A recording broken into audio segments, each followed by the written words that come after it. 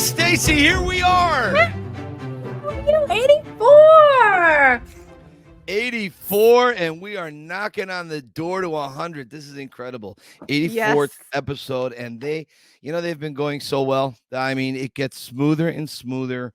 Our segues, our interviews, it's just been incredible. What do you think about being at episode 84? I think we need to get planning for 100 because it's going to be here in about 32 seconds. We're only 16 away. I have this dream. Make it good. You're going to make it to Philly, and you and I can do some type of a partial live remote from the steps for the podcast. Okay. Wouldn't that be great? It would be. We got to do the math and figure out where in the year it is, because if it's in the middle of January, I know. Guess who's not coming? I know. You're one of those people that hate the cold and the ice and the snow. Although right now the heat, what are we? We're going to be hitting 101, I think, in a couple of days. So I'm like, we won't be going out anywhere. Yeah, hot stuff. Hey, I wonder how hot it was back in 1984. Was it hot in that year? It was hot for a few reasons. Yes. I mean, Stallone was heating up the screens. What was happening in Stallone's life back then?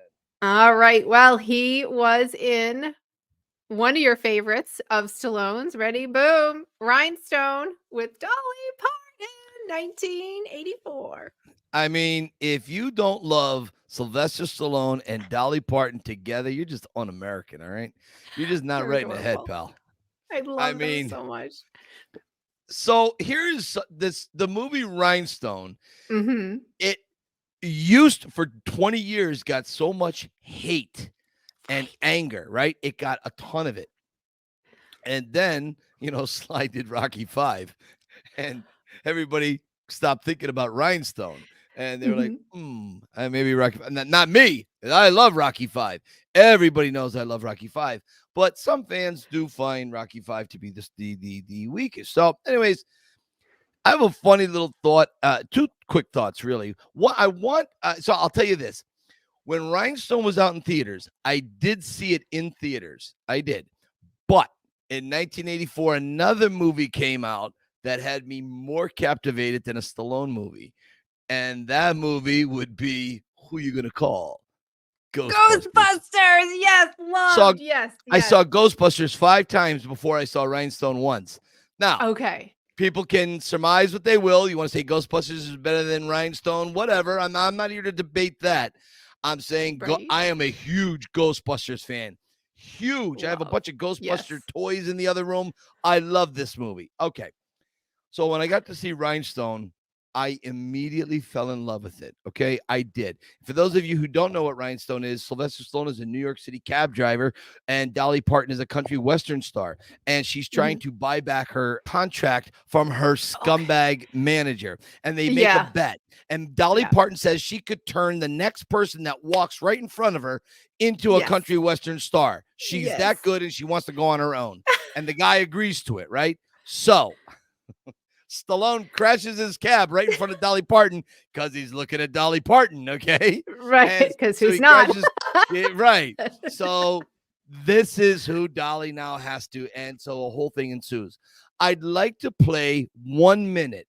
I'm not a big fan of long videos, but I do want to play this 1 minute because I want to talk a little bit more about Rhinestone because I love this movie so much. Would you just hit that, Stace, for me?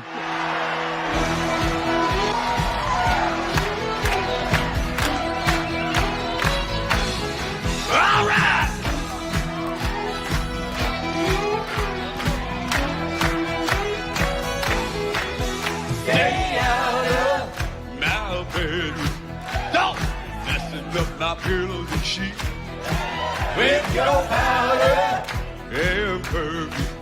If you don't have some understanding of me, don't be knocking on my door. If you don't wanna play in my fantasy, stay out of my bedroom. Baby, if you can't take the heat, if you want it, come on and get it, baby. Satisfaction guaranteed. I'm a pleaser, free and eager. I ain't never had as much as I need. If you want it, come on and get it. Yeah.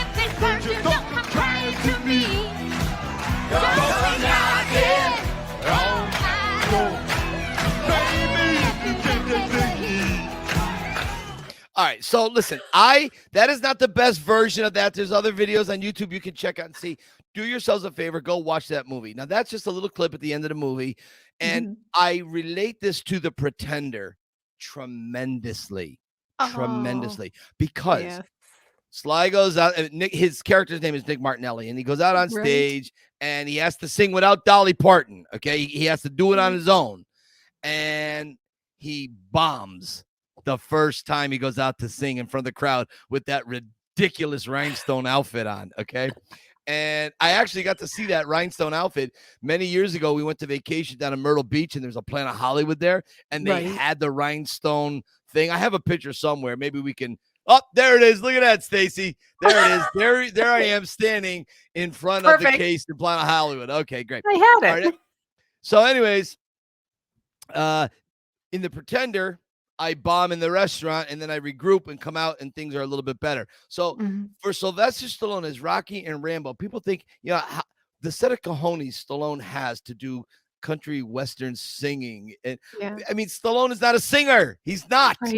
Right. But he can hold a note, though. He really can. I think he can. And he also holds a note in Paradise Alley when he opens up the movie. Too Close to Paradise. I mean, that's one of my favorite scenes, jumping rooftop to rooftop. Anyways, I can still recall many of the lyrics. Drinkenstein, Rhinestone, that one, Stay Out of My Bedroom. I mean, this is a movie that captured me at a time in my life where I was starting to experience life, no longer as a kid, but as a teenager. And I remember buying the cassette tape of Rhinestone. And when we had our basement refinished in my parents' house, my dad had this wainscoting put up, but no, it wasn't even wainscoting. I think it was actual planks of wood that I had to stain by hand. It was about 300 pieces of wood that were 3 or 4 feet long that we put around the whole perimeter of the main TV room in the basement. And so I remember being down there. A new concrete floor had just been poured. The drywall was up. We hadn't painted yet. And I just had my recorder down there playing the Rhinestone music over and over on my summer school vacation as I'm staining it. And it just ingrained in my head. I love Rhinestone. I will watch Rhinestone maybe more than some other Rocky movies. But yeah, the thing was, I saw Ghostbusters 5 times before I went to see Rhinestone, a Stallone movie. I mean, do you think I'm less of a fan now for that? No, I that's not possible. Number one, there's no way I could think that. But it's funny because I remember I was so traumatized by Rocky 3, especially everything that was going on with my aunt, and then seeing Rocky 3. Okay. And then Mickey dying in Rocky 3, and then my aunt had just died. So like Rocky 3 is forever married to the death of my Aunt Joan. And so so I'm in the middle of Rocky 3, bawling my eyes out, finally understanding, really getting what death means because of the Mickey scene, right? So then Rhinestone comes out. I was so relieved to see Stallone in a fun, happy, goofy, silly, fun movie because I anytime I thought of Rocky 3, I just wanted to bawl my eyes out. So no, I know. I love Rocky, Rhinestone, pardon me. Rhinestone was just simply brilliant. And in 1984, I was going through my own trials and tribulations. I remember I was working at Burger King in 1984, and I had not too shortly before that, I had discovered a co-species on the planet, girls. Girls are the most amazing thing in the world. They're right up there with oxygen. Girls will take you as high as you can go and as low as you can go, right? Yeah. So my whole goal was to hook the hot girls up with French fries. Okay. Hey, food, that would work with me. Food. Free fries. That would work. There were several girls that really loved the free fries, but they didn't appreciate me. And so it got me absolutely nowhere other than fired for giving all the pretty girls free French fries. But I was thinking French fries, French as it's romantic, and the girls would say, oh, French fry. Oh, this Mikey. He's so sophisticated. He's so romantic. No, he smells like grease and burgers. No. That's that little thing there. I just thought that would be kind of interesting. 1984, man. That seems like 10,000 years ago. Yeah. Well, it's not like we have birthdays or anything. You know what I mean? No, it was fun to surprise you with our little birthday video. Good job, everybody. I just wanted to say, awesome job. Oh boy. So, okay, let me just a little bit. I'm just going to talk. I'm still not really prepared to talk about this in the way that it affected me. I still I need a couple days off to actually reflect and write my thoughts down. And I right after my birthday, I had to go right back to doing tours. So yeah. So I'm not going to single any one person out on the videos, because if I say one person, I don't say another person's name, then they're going to be like, well, didn't you like mine? So I don't want to do that, because I loved each and every one of them. And so far I've either DM'd, text message, called, or voice messaged a bunch of people so far, and I plan on getting more of it. And Bomarito, I haven't gotten to Bomarito yet, but I love that guy. I really do. I mean, he really has a heart about the size of the Empire State Building. So yes, he does. And I'm due to call him. I haven't called him. Yes, I got to pick up the phone, just call him. So I think I have a day or two coming up that I'll be off, and I'm going to talk to him. But everybody had a name for you. But the one who wins, if I have to pick one, is Marc Bomarito, the heavyweight champion of Rocky fans. That was 100% true. It was. It was very. But the thing that I loved about Bomarito is that he wrote down notes so he would hit all his points. Yes. For someone to take time out of their day, Stacy, to write down notes so I knew their thoughts and feelings. Right. Are you kidding me? You know, I'm a person who lives by the rule of waiting for the other shoe to drop. I never, ever think my life is going to go smooth or well or whatever. So that always hampers and dampens everything, how I see everything. Even right now, that's how I see life. But those videos that you put together, Stacy, you did an amazing job with the music and the editing and working and getting people to send them in, because I know people don't always send things in at the same time. Some people are late, they don't make it or whatever. And I understand that. I mean, that's just life. Life happens. Right. But you and I have had, I don't know, 12, 13,000 conversations about my insecurities and how I see things. And so I remember I was right over there on the treadmill on my birthday, and then I was watching a little TV as I was walking. And Sue came down the stairs, and her eyes were filled with tears, and I could see she was very emotional. And I thought, uh-oh, what did I do now? Jesus. And I'm going through my brain like, what did I do? Okay, what did I do? No, I took out the trash. I made dinner. I didn't do that. I don't know what happened. I flushed the toilet. The toothpaste's cap is back on. I don't know what. And she just looks at me. She goes, Do you see what you mean to people?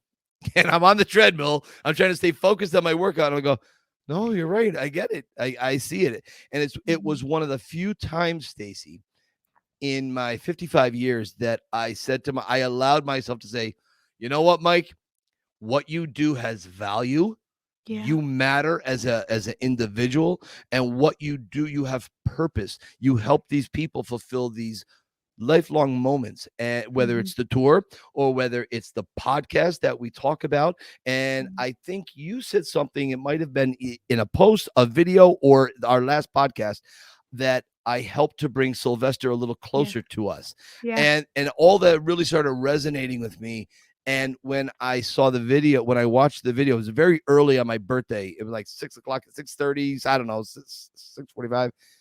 And I watched it down here, and I was crying. I was very emotional. I really felt the love for maybe the third time in my life from people that I allowed it in. And so I did a little thank you video back, which I don't think was quite enough. And I do want to talk about this a little bit more. And I just want to tell everyone their birthday messages, I'm just not ready to talk about it yet, because they were that beautiful. Each and every one of you were amazing. And I didn't realize that I had that place in your hearts for me. I didn't. I'm never in the moment. One of my biggest problems is I don't live in the moment. When I do my tours, I'm worried about the next fact I'm going to say. I'm worried about my facial expressions. I'm worried, am I energetic enough? Is it too cool in the car? Is it too hot? I'm worried about everything. I'm never in the moment. Even my time with Stallone, I'm never in the moment. I'm always worrying about something. And I don't know how to be any other way. I wish I could be. I wish I could live more in the moment, because I know in the end of my life, I'm not going to be worrying about the temperature. I'm not going to be worrying about the way I look or sound. I'm going to be trying to remember all the good times I had. So that is something I'm trying to work on. And I don't know. Everybody helped me with that on my birthday, which was an incredible gift. So thank you. This speaks to how some of our childhood experiences just stick to us like Velcro.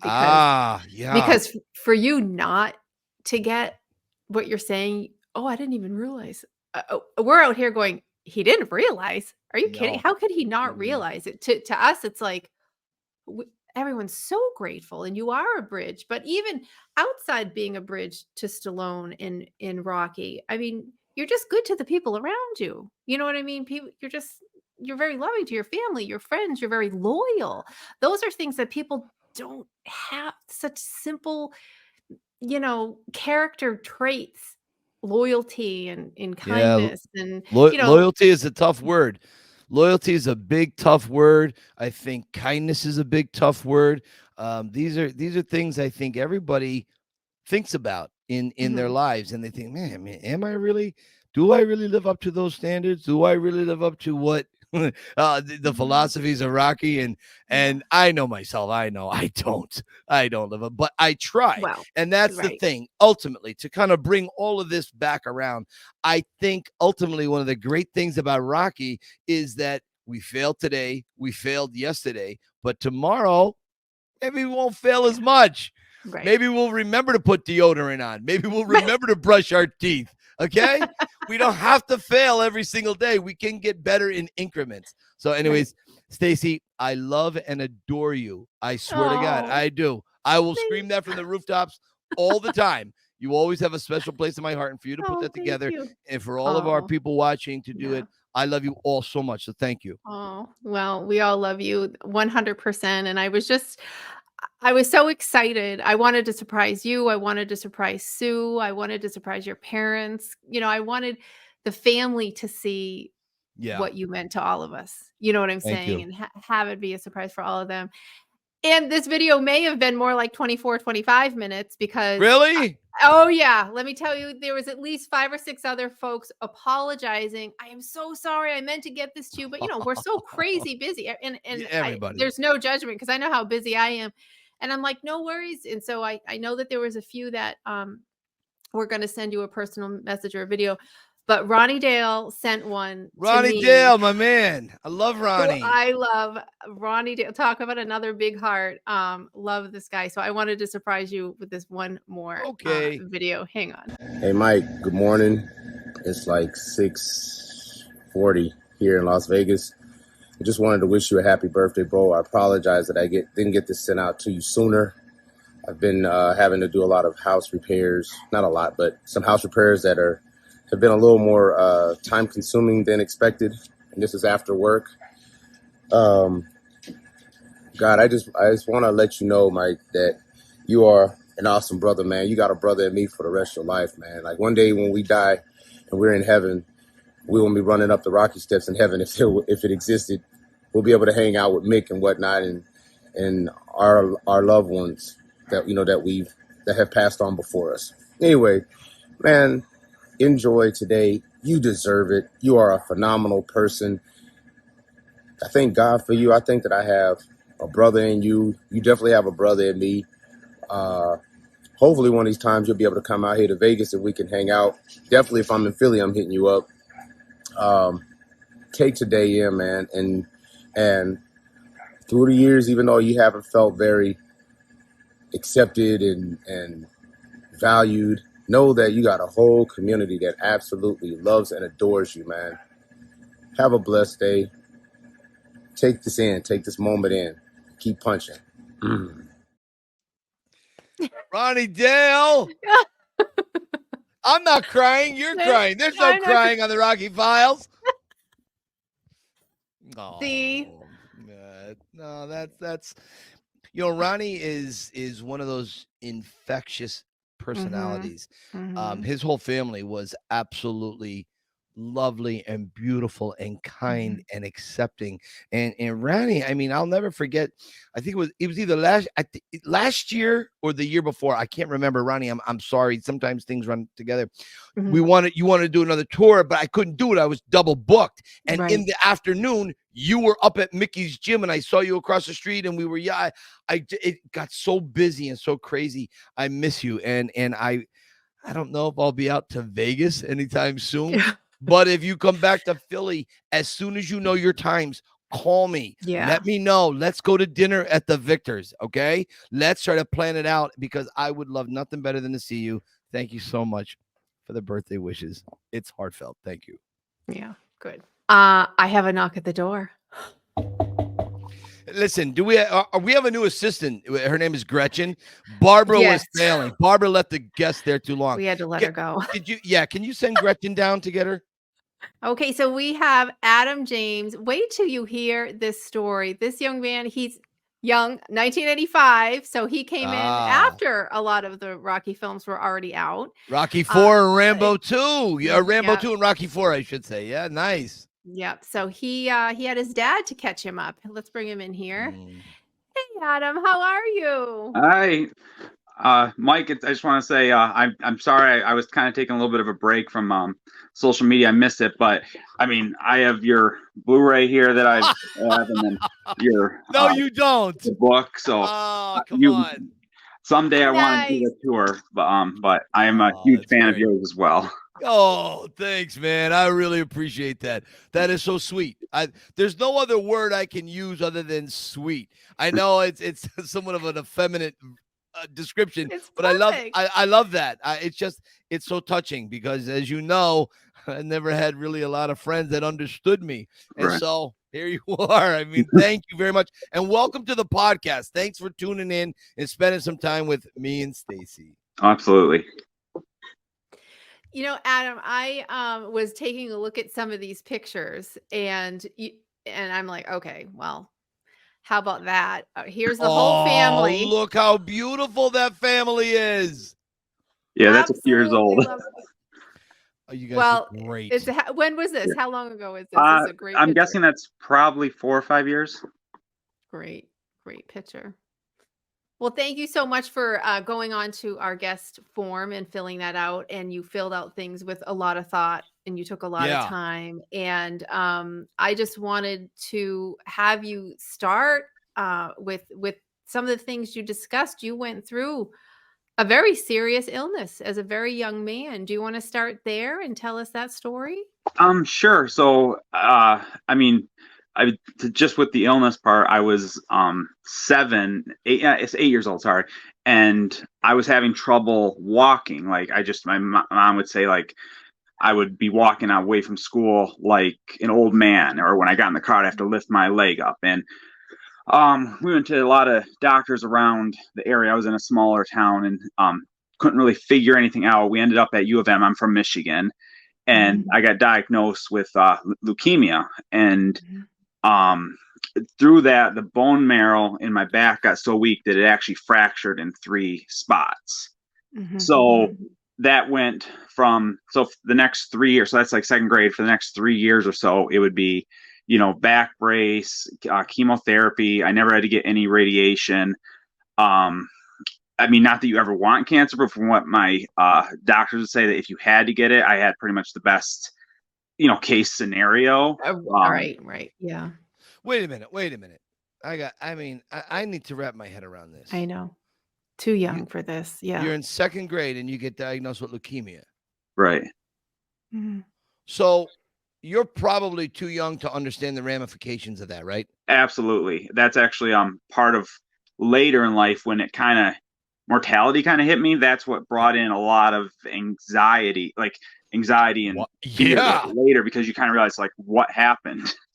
Yeah. Let me ask, because we're gonna go through everything with you, but this is really striking to me. So how did your family handle that? Like what? And I know this, so that's second grade, so like you probably can't remember exactly. Right. But what's your takeaway from how the parents handle that? So a lot, you have a lot of flashes of memories, than more. Sure. Yeah. I mean, my dad was part of the reason probably Rocky, like in Schwarzenegger, Van Damme, all those 80s action figures. My dad was a bodybuilder, and he was always, Mr. Strong.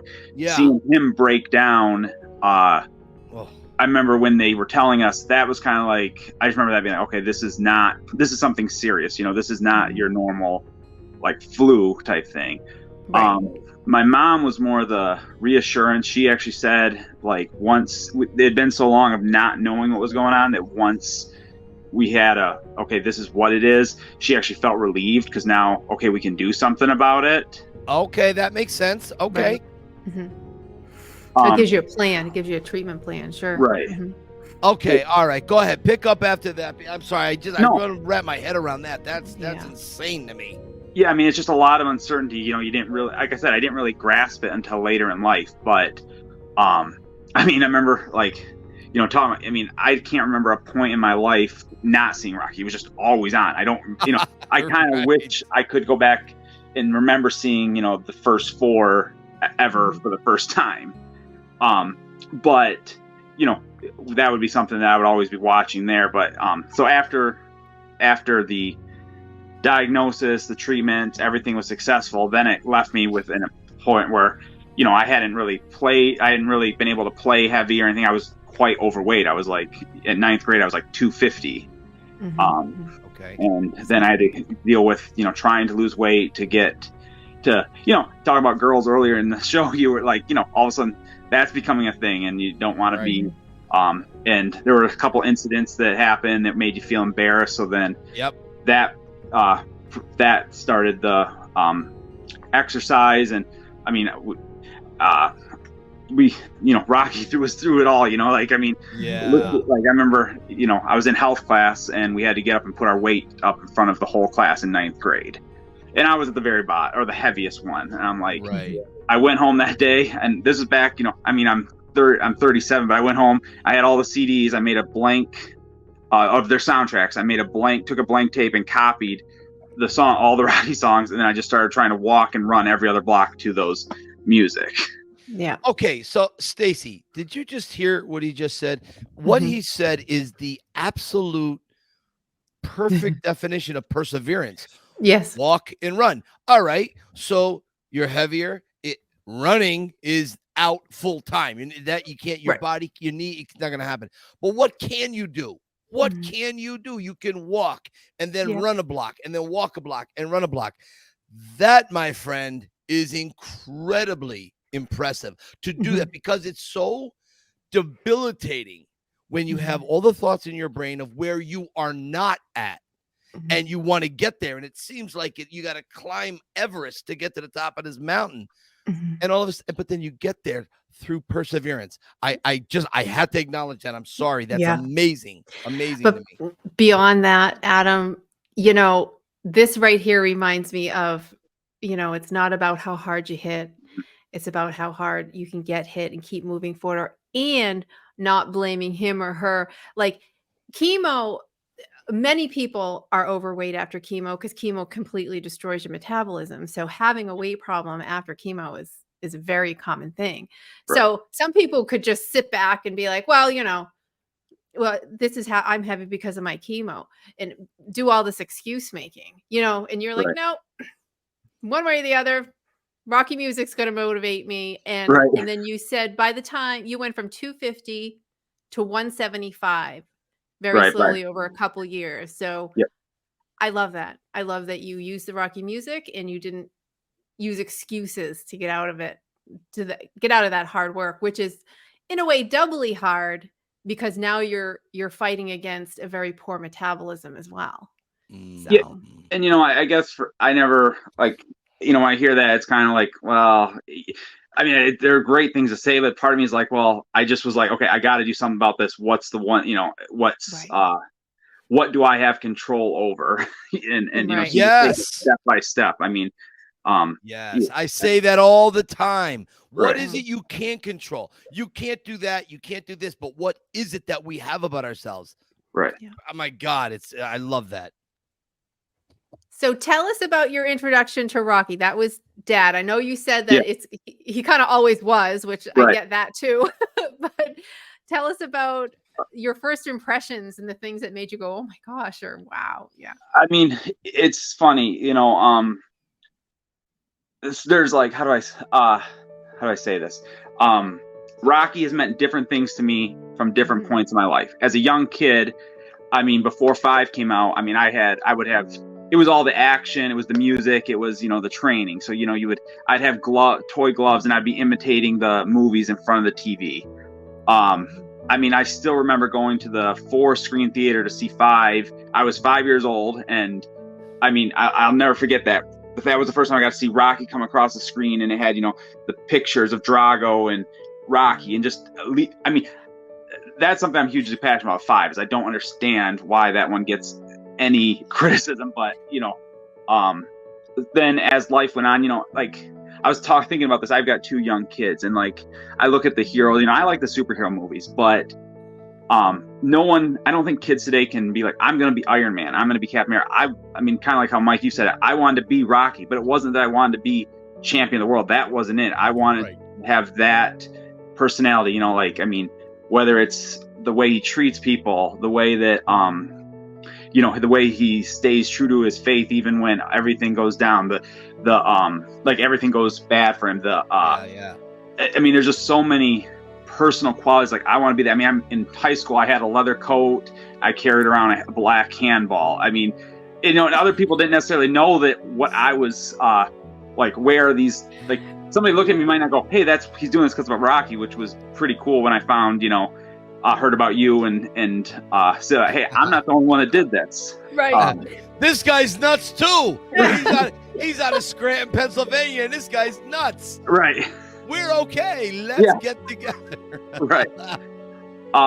You know, even something I was thinking about recently, because like I was said, after I got kind of realized what I went through, and then learning, like, okay, I've always had anxiety, but like where it comes from. I mean, one thing that that when in Rocky 3, this is something I've been thinking about a lot more, when you know, he's on and he's constantly thinking back on, well, he's thinking about the fight that he's going to be having with Clubber Lang, and it always used to bug me continuity wise why he was envisioning something that hadn't happened yet, right? Because he's seeing images. Then I realized, and maybe this is what's cool about, I mean, when art comes out, it gets interpreted. I look at that now as like, that's his fear. So then when that happens, he's facing that fear, and then he's moving past it. And those types of things are like, even as I go through life today, is still what I'm constantly thinking back on. Mm-hmm. Mm-hmm.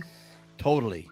Totally. And that really is a very accurate interpretation of wanting to be Rocky. It's not that you want to be heavyweight champion. It's not that you want to have a driveway filled with Lamborghinis, Ferraris, and a pet robot.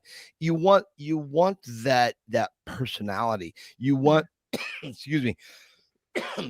You want to be able to handle the world like Rocky would. Stacy was very famous early on in the podcast for saying a phrase, "What would Rocky do?"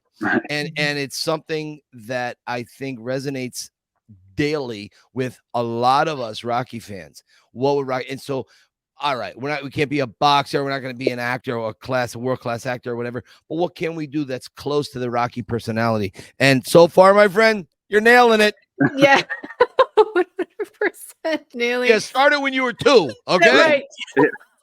I like your point about the anxiety and how, you know, courage isn't the absence of fear. Right. You know, and that is so true. People have to realize in these moments where you do come up against what would Rocky do, and then doing it, you can still have tremendous fear, tremendous anxiety, and then you still go for it and you still shoot for it. And whether you fall on your face or not really doesn't matter, but you tried, you kept going. And that's very Rocky. And I think people expect to have courage in the absence of fear. And that's not it. That's not what makes courage. Right. I know that this has been said before, but like to me, the thing is like in Rocky when he gets knocked down in the 15th round or 14th round, and he stands back up and Apollo's waving his hands and you just see Rocky like, come on, like that's what it's like. It doesn't matter. Like you just want to say, okay, I'm still here. Keep going. Like throw the next thing at me. I'll still be here at the end of it. Yeah, you're still there until you're not there. That's it. So we all have two choices. I was just talking to a friend about this just a few days ago. You could lay down and in the fetal position and woe is me, or you can do a little bit of that. And then the bigger part is throw more at me. Okay, come on. Throw more at me. And that's the thing. That's what I love to see about people. I'm a type of guy that I like to accept what has happened negatively around me. Let me accept that. Let me process that. And then let me come out and push back against it. Let me deal with it. But acknowledging the issues that happened to you, I think is very important. And it just seems like you've gotten that entire message and then some. I mean, and I got to say this. I don't know if any of you are a fan of the old TV show Lost. Okay. But I'm looking at you, Adam, and you remind me exactly of Matthew Fox, who played Jack, the doctor on the island. I'll looking at you. That's all I'm looking at. Matthew Fox. I'm telling you. Oh, I'm gonna have to put up a picture of him. You know what, Stacy? I'm gonna send you a side-by-side comparison. As a matter of fact, there it is right now. Look at how much he looks like him. Amazing how I just got that in. How you just cut that in at the right time, Stacy. I will send that. Awesome. Yeah, I don't think I've watched Lost. I have a question for you. I'm always amazed by how children persevere through things that as adults we can't imagine facing as adults, never mind as kids. And now that you're an adult, when you're facing something, does the experience of everything that went along with leukemia as a young person, now say you faced some big thing 4 years ago, does it cause anxiety or do you go, well, I already beat leukemia when I was 8, so this is easy. Like how does it translate now? This might sound a little, so I mean, I've actually thought a lot about this. I've done reading, a different counseling, but I do believe that we take things that happen to us when we're kids that we can't handle. I do believe that gets bottled up inside of us. And then when things come up, like it's an alarm that comes off. So like, if you're dealing with whatever stressful situation, I think those feelings come up eventually. And then like for me, my brain will start to hyper focus on that and, obsess about what's going on because I'm trying to calm that fear that was there as a kid that you just didn't know what to do with. Yes. So I think it comes up in different ways. I don't believe like I go, oh, I can take this because I beat cancer. I don't have that. I think unfortunately it kind of proved at a young age that the world isn't a safe place where maybe you had to face that more than when other people that didn't have to deal with that. So then that kind of as you get older, that kind of stays with you, that you need like that you have to be careful. You have to, make sure you're doing everything to take care of yourself, to protect, to keep the ones that are around you close to you and protected, because you feel like you could, lose things easily. I think, I don't know if that answers your question, but no, it does. And I have a little thing to add to that, because we have a young man in our family and around our circle who, he's only in his early 20s, and he just got through cancer treatment a couple of years ago, and he's been clear now for a couple of years, and we're all very relieved. But he would agree with you, and I may make him kind of tune in for this because he really admonishes himself, I think, for the anxiety that goes around it, just him entering the hospital, just the checkup, every 3 months and every 6 months, the anxiety that goes along with that. It's I think for him just to hear it's normal, and then also to know that to expect that and to be prepared for that even as you get into your 30s, that this will creep in. I mean, I didn't I mean, it didn't really set in, like, so I mean, I was diagnosed at 3 years later, last treatment, and then it wasn't until so I was 94, I was diagnosed. It wasn't until probably 2009 or 10. I'm at work, and somehow I'm talking to a coworker, and my history came up, and I said, and he I mean, even saying this now, it can spark a little bit. He's like, well, you never know what could be hiding inside your body. And I'm not kidding. At that moment, that thought, then just like, it was just like, okay, here's something you're going to be obsessing about for the next, how many years. And that's where, I mean, I think even like the physical fitness, and even today, like, I mean, today I was working out, listening to Hearts on Fire, but it's like, it's okay. That's where the mental, like, I'm like, it's like my checkpoint. I know that if I went out and run, or I went to the gym and I was able to lift, I know I'm feeling okay. Like, it's that little bit of reassurance that, I mentally need. And I mean, even I was thinking, I mean, I know you guys can understand, but even like, I was today is the first day of school, kids are getting older, a little emotional, and I'm driving to the gym, and I'm like, thinking about that line in Rocky Balboa, it's like, it's this beast inside. It's like, there is always gonna, I mean, there is this always gonna be that little bit of fear that things are the unknown, but you got to find a way to channel it, do something, find your way to deal with that, whatever that might be. It's almost like it's PTSD to a degree. Yeah, absolutely. Yeah, I would say some trauma type thing. Yeah. That's phenomenal that you're able to find the strength to push past that, and that Rocky has assisted in that arena of combat, mental combat. That's amazing. Yeah, I mean, sorry, go ahead. No, I was just going to say, I love how Rocky and the Rocky music is a touch point for your physical health.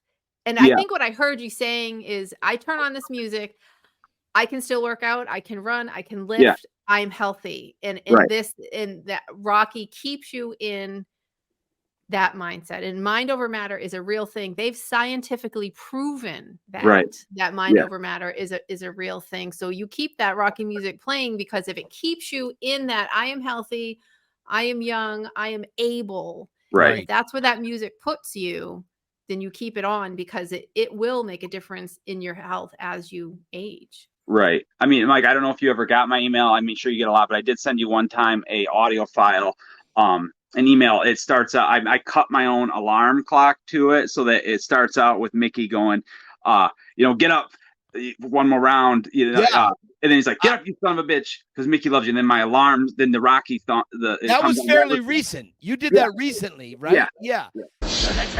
Now get up one more round. Don't lay down like this guy hard. He's no machine. I didn't hear no bell. Get up, you son of a bitch. Mickey loves you.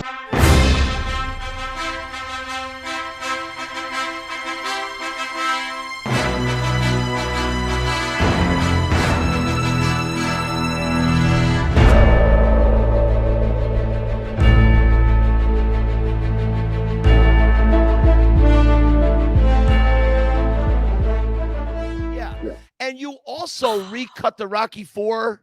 Yes. Yeah. Now let's talk about that, because I either watched it or somebody on another podcast was talking about it. Yes, mentioned it. Yeah. And was it the guy, what's his name, who went with Derek and went to the mountain?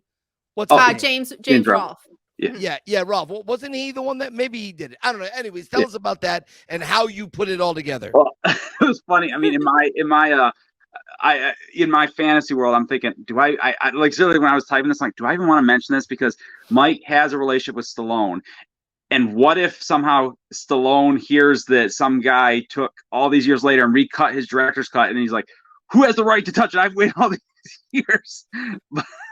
No, if he knew who you were and what Rocky meant to you, he would want to see your interpretation of his work. I know he would want to see it.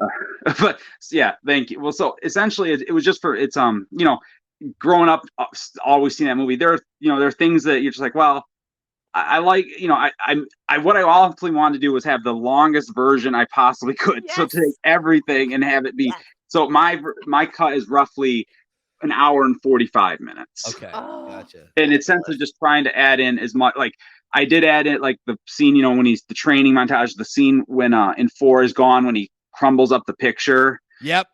So I wanted to add that. There were a couple of things that I like that I wanted to add back.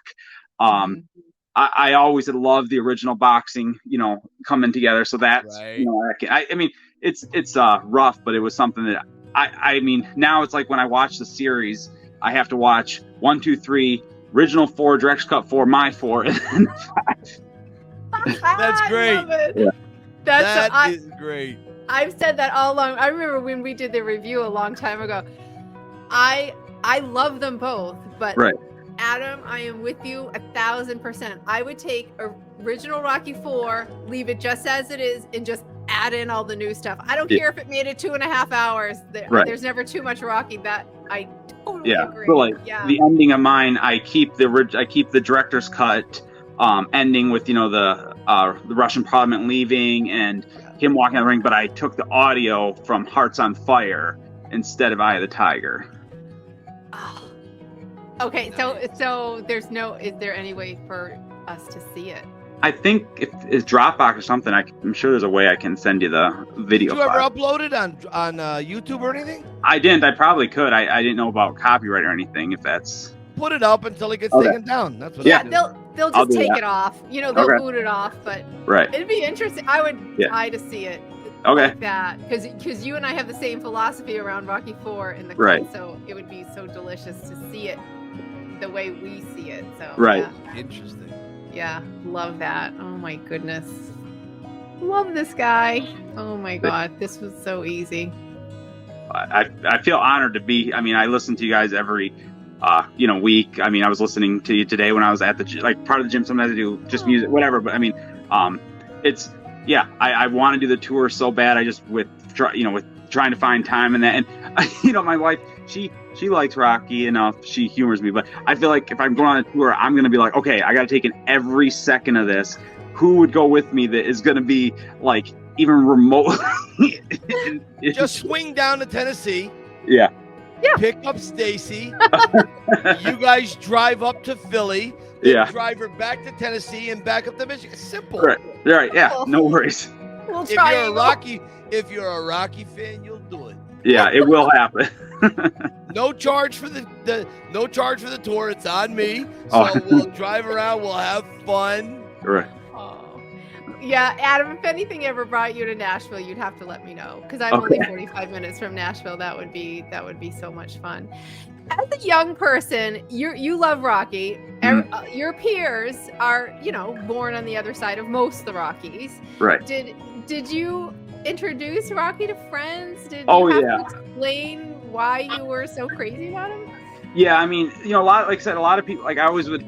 It wouldn't make me mad. It would just, whenever we talk about, a lot of people like my age, like, what's your favorite Rocky? Like 4. I'm like, okay, I love them all, but that's not the right answer. like you can love 4 just as much as anybody, but I mean, to know the whole character, you really got to get the whole thing. So a lot of times you're like, oh, I like 4, but the others, I'm like, okay, like, I mean, I have multiple friends that okay, we're going to start with 1 and we're going to watch them through. And I mean, I've turned quite a few people into, not, I wouldn't say super fans. They're not like me where they have like the posters up here and that, but have become fans, have bought in the movies. A lot of people don't understand why it means so much. Like it's just a movie. I'm like, well, no, it's not just a movie. It's a whole it's a whole way of thinking. I mean, it's kind of like, I mean, he's your friend. It's like, I mean, it just, there's so many times it's like, that's what, you think back on, like what you said, what would Rocky do? I mean, what would be, if you're going through a situation, I can get through this. I just have to, just keep moving forward. I mean, yeah. You think anybody's asking what Jason Bourne would do? No. Right. Yeah. No. Hey, I want to show off your man cave here a little bit. You got that. Nice. And that. Look at that. All right, hold there for a second, Stacy. Sure. Let me take a look here. Mm-hmm. Look at the Heartstopper. My God. Nice. What's that? Oh, DVDs down in the bottom, the Rambos. Okay. Yeah. I got you.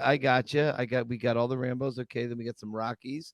We got Rocky and Apollo, top shelf. Okay. Top shelf above the Rambo Heartstopper. What do we got going on there? I can't see it. So that's my favorite band, Shinedown, and I met them and I caught their drumstick, which incidentally nice. They did the song Diamond Eyes for Expendables. They did. Yes, they did. When I met them, I had to ask, I'm like, hey, so did you ever see the director's cut of Expendables? Because they put it on, and the singer is like, oh, yeah. He's like, and he wouldn't tell me what it was. He's like, we've actually kept in contact with Stallone, and he has is interested in for another project. This was in 2019, but he wouldn't he wouldn't give me any details on what that possibly could be. I gotcha.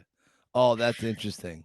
Yeah. You know what? I loved what you said, because that's perfect what you said about Rocky IV. And we love all the Rockies, but that's not the whole story. You're like, that's not the right answer, because it's not the whole story. The history of from where he began is so critical, right, to the whole thing. That's maybe, Mike, that's probably why you've always been a little bothered when people say that Rocky IV is their favorite. I think there's many things about Rocky IV that I love, but the history behind him is so rich and so hits the feels, as they say, that Rocky IV can't have unless you understand the beginning. You have a good point there. And the thing with me, and I'll make this very brief, is that the fact that if Rocky IV is your favorite, that's the glitzy one. That's the one where it's 2% body fat, the big hair, the money, the nice clothes, all those things. Right. You can love that. That's not the wrong answer. That's fine.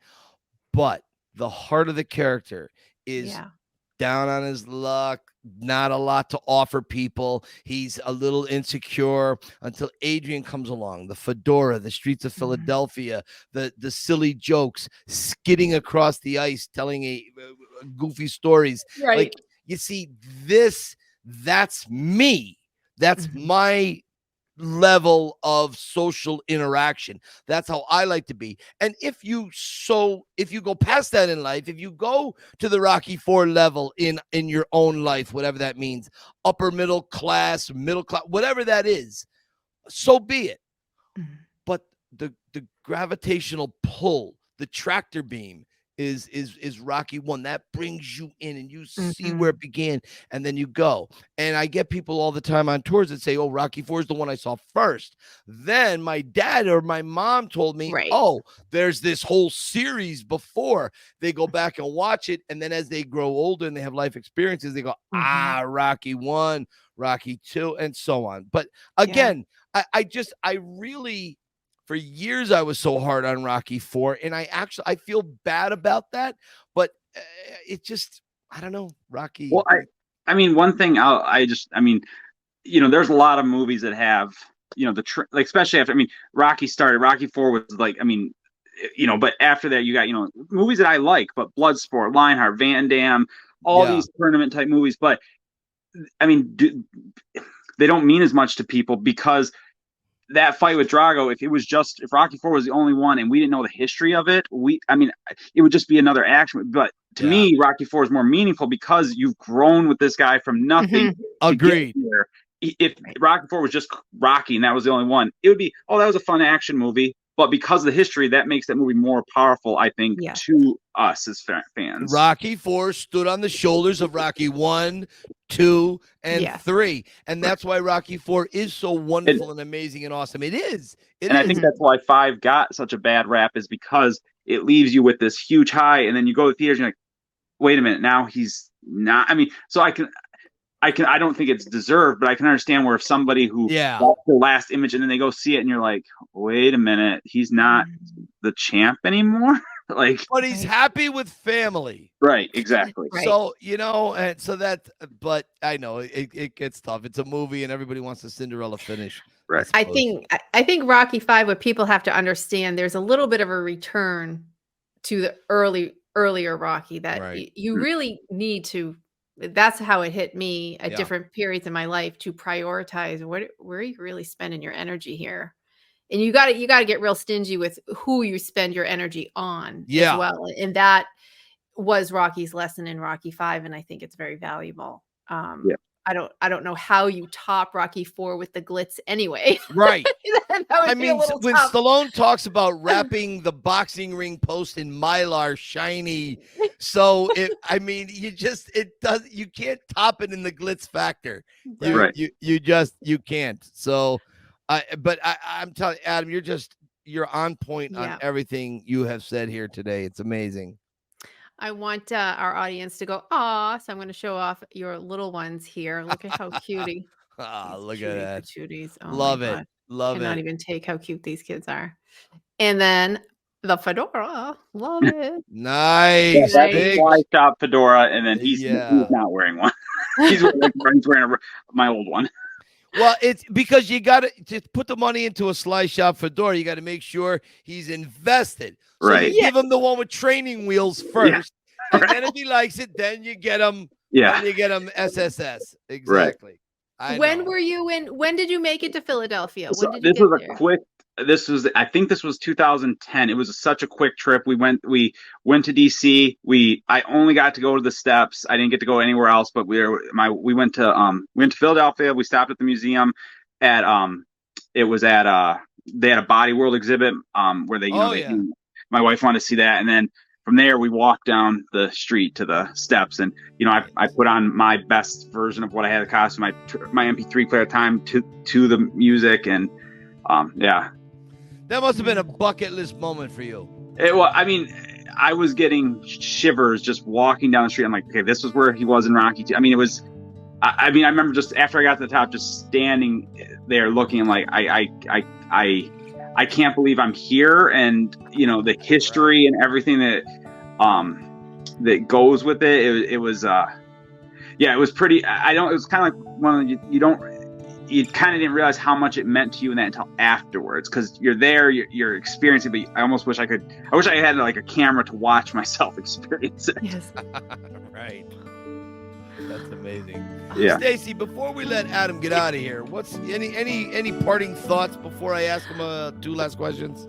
I'm like, I don't know, I get I'm emotional listening to you. I just, we talk about the level of excitement that we have over Rocky and how nobody else understands, and you can't share that level of excitement that fills your chest and your whole throat, and that's what you have.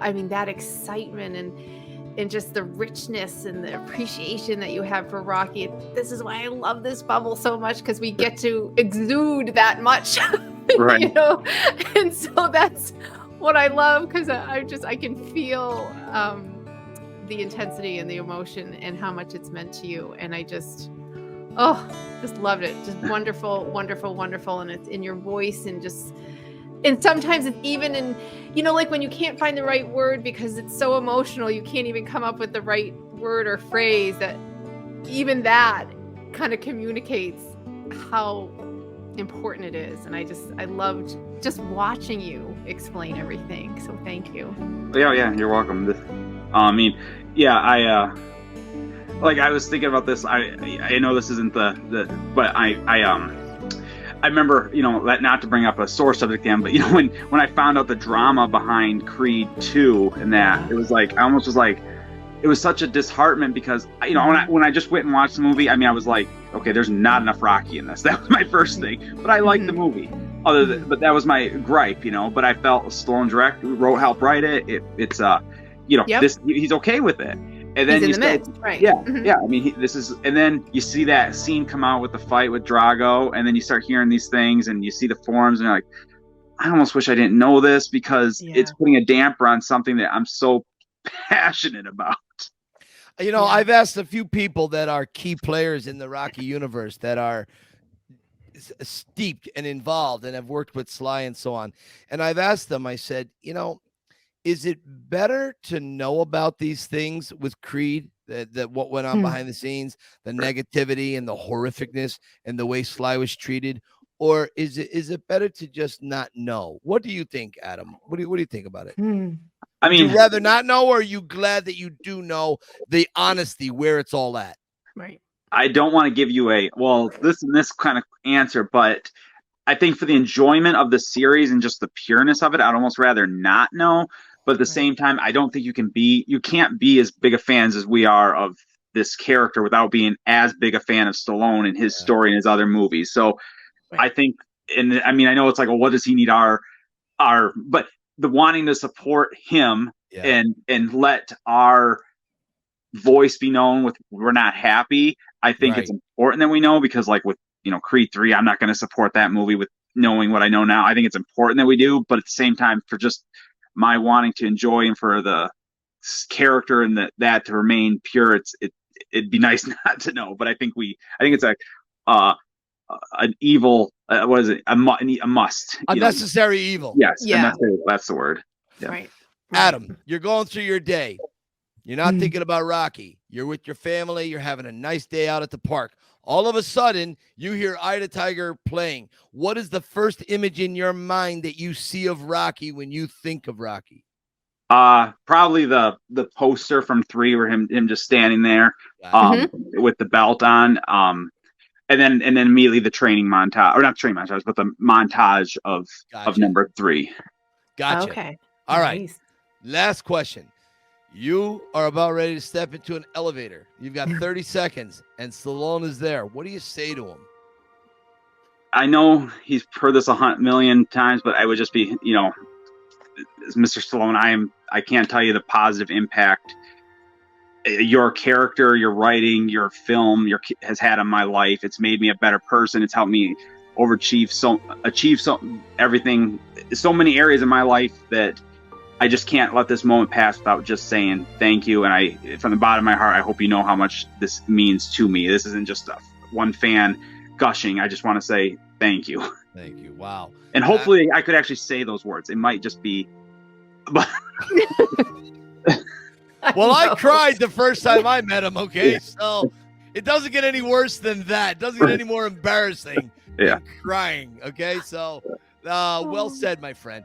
Adam, you have surpassed my thoughts and hopes on how today was going to go. You have been an extraordinary, amazing guest. I want to thank you from the bottom of my heart for taking time away from your family and out of your day to come and be with Stacy and I in our little group, our little Rocky bubble here.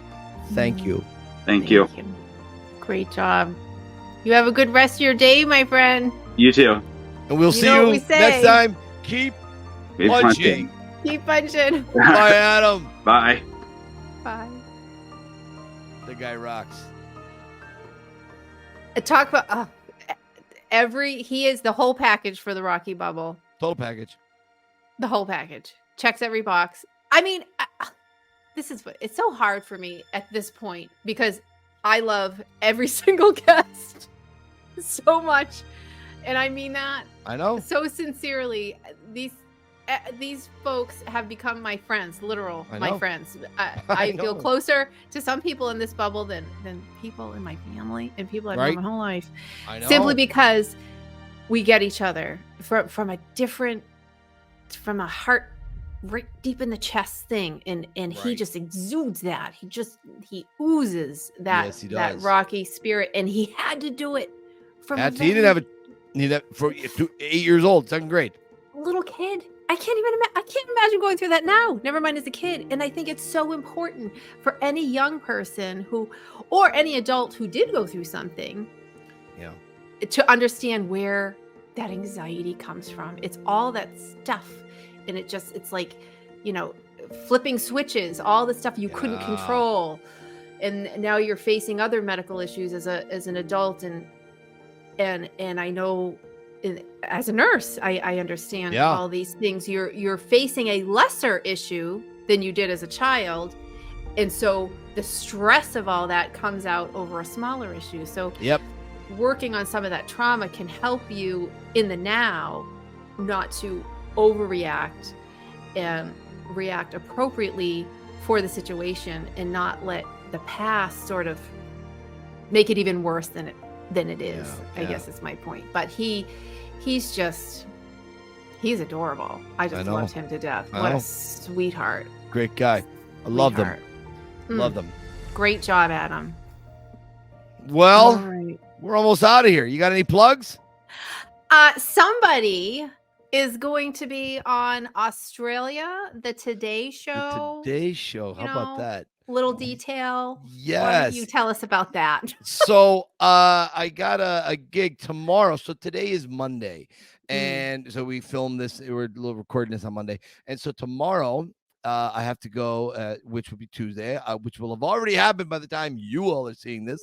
I will be at the Rocky Steps with a whole bunch of people, and we're going to lead a Rocky run up the steps for Australia, the Today Show. And I think it's supposed to premiere Wednesday. So if any of our Australian friends are following, maybe you can record it and send it to Stacy, or if there's a link on YouTube or somehow, because Andrew. Stacey, Andrew Hogue, right? Andrew Hogue. Yeah, so maybe somebody could look into that, because I don't know how to see it. Now, when I talk to my people tomorrow, when I go to do this thing, they'll have a link or something that they can send me. They're very good to me there at the Philadelphia Conventions Bureau. So I do a lot of work for them, and they always taking good care of me. So once I find out more about it, I will pass that on. But yeah, they're going to be doing a live taping at the Rocky Steps for the Today Show Australia. So that's going to be cool. That's good. We will post that as soon as you have that link. I can't wait. I'll download it and we'll post it. I can't wait. My little plug on the way out is the Safard family, because I just love this family so much. Here they are. This is Brian Safard, Tiffany, and Addison.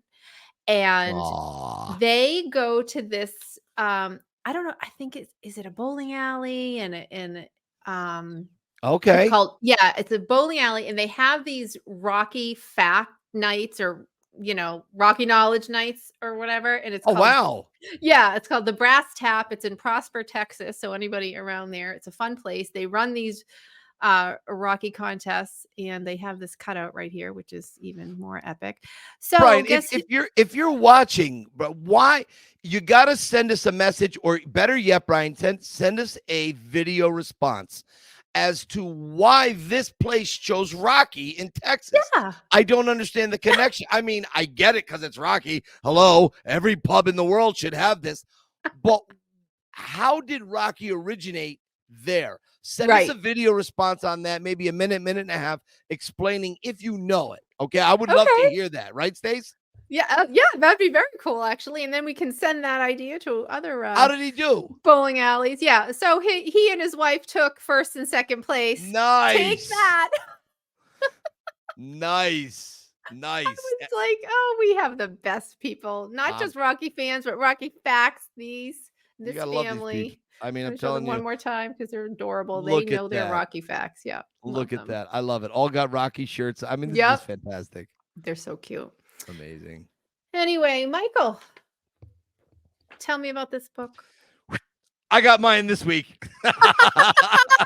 I've got mine. So I wrote a little book called Cue the Rocky Music. It kind of delves into why I'm so bizarre and strange in a very fun, loving way. So you can check that out at Amazon or BarnesandNoble.com. You can find me.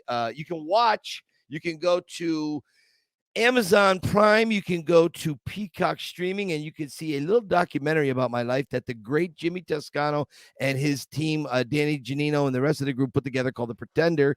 And that is me running up the steps for the very first time at 15 years old. Check that out. You can find me at, of course, the Yo Philly Film Tour, or you can see me over at TikTok at the Yo Philly Film Tour. So check us out. Stacy, where are you at? Awesome. And I'm at Had Me at Yo on Instagram, along with the Rocky Files, and on Facebook at the Rocky Files Podcast.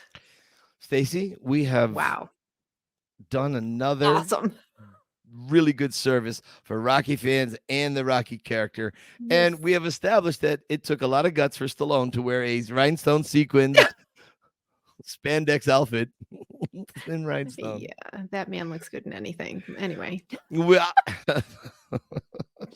I can't argue. Hey, everybody, we will see you next week. Stacy, I'll see you next week. And until then, keep punching, everybody. Bye. Bye.